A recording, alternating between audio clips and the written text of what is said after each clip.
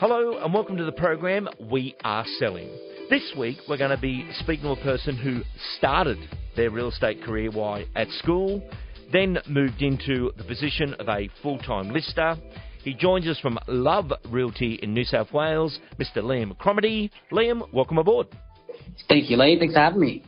Now, Liam, today you are 24 years of age and have done so much so early. You started part-time while you were at school. When you came into the agency, what did you do? So pretty much 2 half days a week, I would come into the office and predominantly I'd look at the efficiencies of the agents in regards to results and production. And then I'd assess the efficiencies of our agency all on spreadsheets as opposed to what our local competitors do. Okay, so that behind-the-scenes intelligence was obviously for leaders of the business to make big decisions moving forward. What did you learn from that? I learned a lot from that, both how I could implement that as an agent where it gives me purpose, knowing what we do and why we do it, but also as a leader, how we can show our team what we do and what we do it. And what was the big discrepancies you picked up or, you know, the key metrics in the data that made a difference to the decisions of the leaders? Huge ones were list-to-sell ratios. So an agent might be listing plenty, but the stock out, it just wasn't working. So some agents could have a 50% list-to-sell ratio. So listing 15, which is great, but averaging 5 properties out or 5 sales a month. So there was a bleed of 5 properties going to either other agencies in the area, withdrawing, or just being lost in translation. So that was a huge one. Another one was having a look at clients in our database that were listing with other agents. So we're able to look at how can we improve how we're prospecting and nurturing the database so we stop that from happening. Very good. Now, at 22 years of age, you became a lister. In your first year, what was your numbers there? I was able to sell 60 properties in my first year. That is an absolutely phenomenal result. And learning the listing conversation is a little bit different for you because back then you're not a solo agent, you're presenting the team-based business to the consumer. What was great about that, and what was the main things that got you over the line to be chosen to win the business? Yeah, I guess being really young, I had a lot of enthusiasm. I mean, I guess I'm still young, but back then it was more so. But it was also being able to show the client how they can benefit and be part of and in control of our system and how they don't work with myself. They get the benefit of leveraging multiple agents in the process of their own. And just for our listener, especially overseas, Liam, they wouldn't know how that setup is done, where you've got a dedicated buyers team, you've got people like yourself that are listing, and then you've got the lead generation department. How many buyer appointments is the dedicated buyer team getting through a week, and what effect does that have on the vendor? We probably get about 100 to about 150 on a good week buyer appointments a week. And the reason why that's a benefit to our sellers is because they're condensed campaign that would typically take a couple of weeks for a single agent to do themselves with that volume and being in other living rooms, whereas we're condensing that in a week or two. And that gives you that opportunity to improve the price, talk about that reduction side that needs to happen because you've had so much action so early. What was the decision behind having just a dedicated buyers team?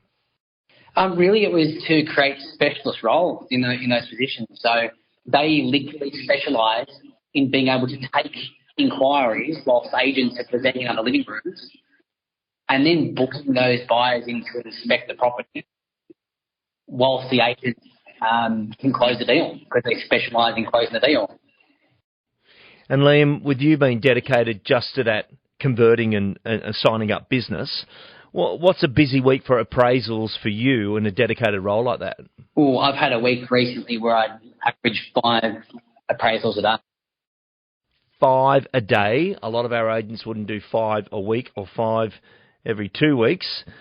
That's a fire hose of information coming through. What's it like presenting 5 times a day like that? Exhausting. Quite a fast-track career, and obviously coming through a business like you have, and your father's very famous, Mr. Liam Cromarty, who is the author of the one-team model and still a huge part of the business driving in leadership there. But that's led you to leadership. Tell us how you're transitioning now. Are you still listing? Are you pure leading? What are you doing? Yes, I'm still listing and selling. The volume right now isn't quite at 60 a year.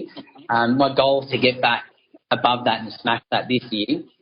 But it's been a huge transition from being able to lead from the front, not just with results, but more so from standards and disciplines with the process and expectations and ensuring that each team member has the resources they need to hit their targets and have help where they need it with clients and listings and sales. Yeah, it's interesting. The whole real estate industry is going through massive change, and even for yourself there at Love, and you've got some huge trainers coming through there. You've got myself, you've got Tom. You guys are on a complete reinvention of the brand and the business without losing the theme of what you've done. What's some of the new Love sections we can expect in the future? Where's the business heading now? What's next?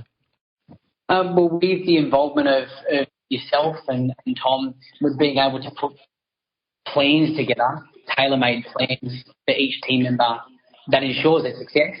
So they turn up every day, they know exactly what they're doing, they know what they're going to achieve, and it's just going to create a repeatable performance every day that just ensures success and consistency.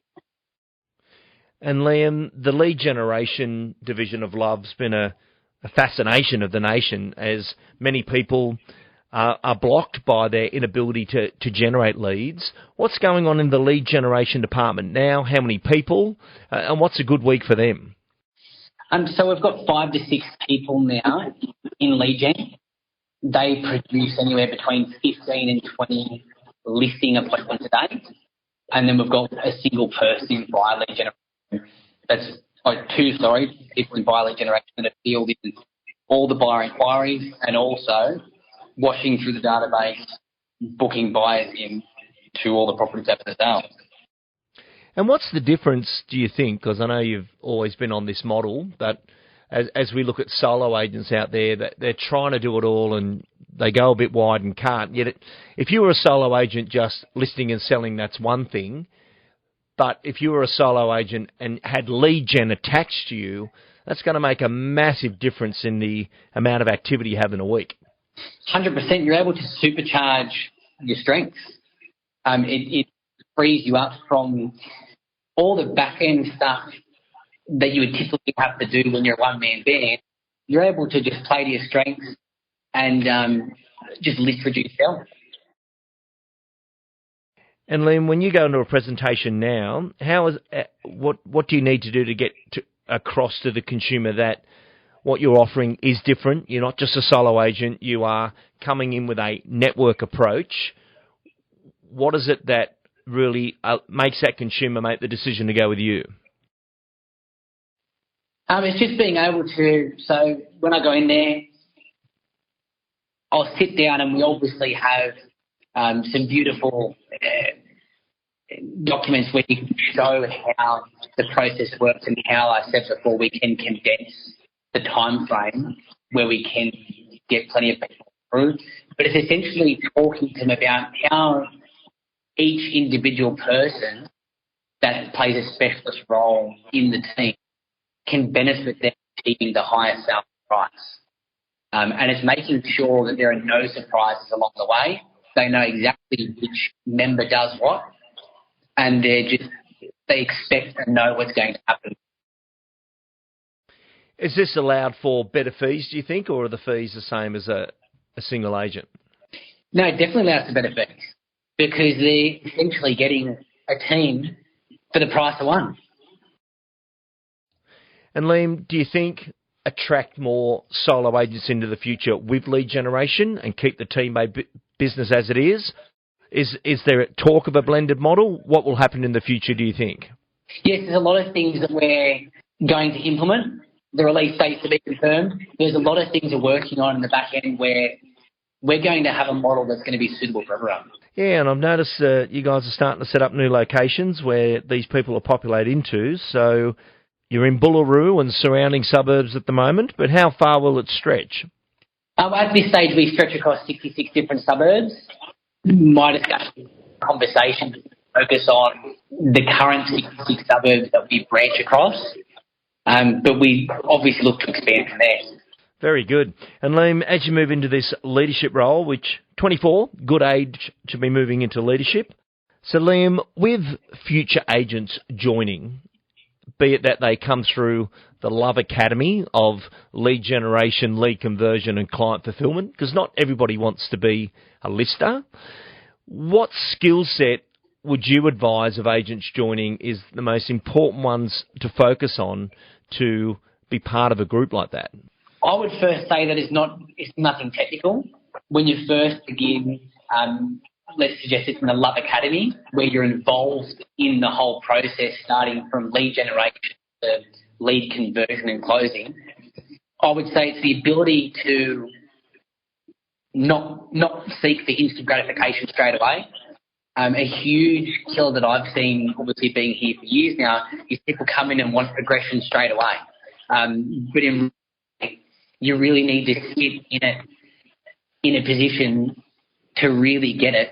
And in our system, by being in a single position, you can see the whole process from listed to sold and be part of that without actually having to be a standalone agent. It would be embracing your position and just be willing to learn and have an open mind when you first begin. Well, Liam, great results, and everyone's eyes are on the next part of the journey as our industry transitions and needs to transition, but it's great to see that the company's up with the times, rethinking a lot of its original methods that got you guys so successful, but now you're coming around to say, well, what else is out there and where else could we go? I want to thank you for joining us, and we wish you all the best for the future. I appreciate you having me, Lee. Thank you very much.